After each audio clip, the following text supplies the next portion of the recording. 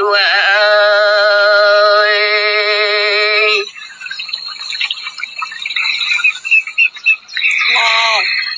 bé lão bé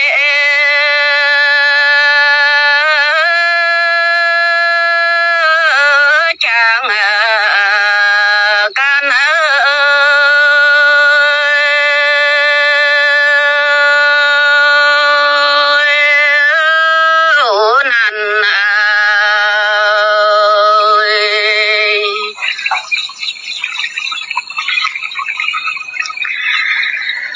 tu bé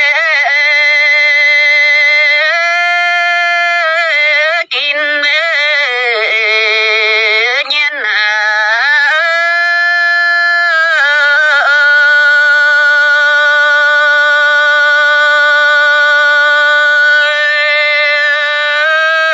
dùng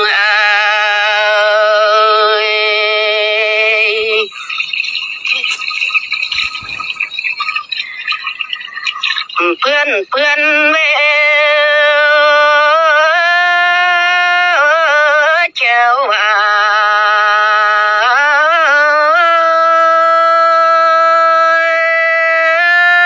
chiều xuân bây giờ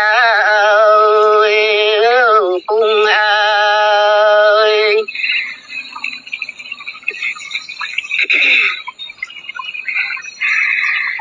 xưa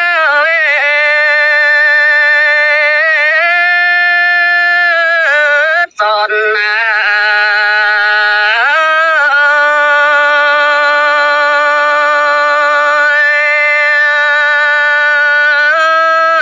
tin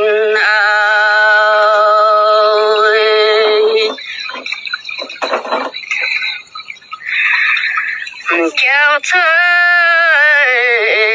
bây giờ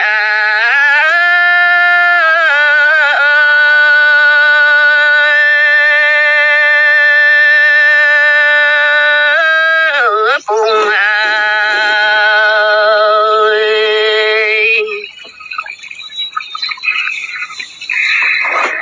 chọn xin bà sai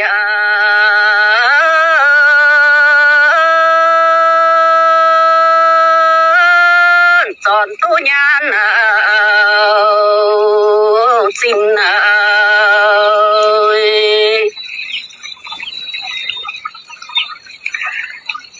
to doan doan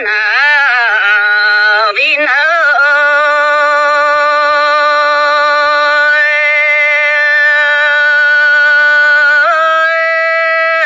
tường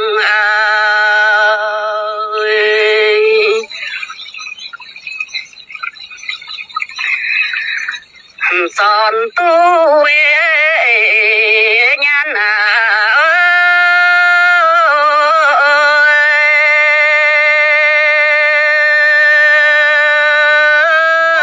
tin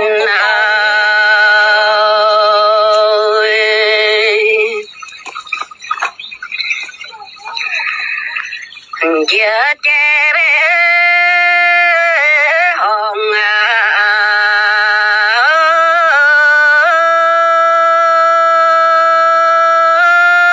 giờ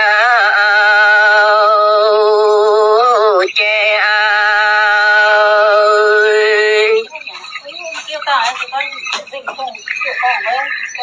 giờ hồng bé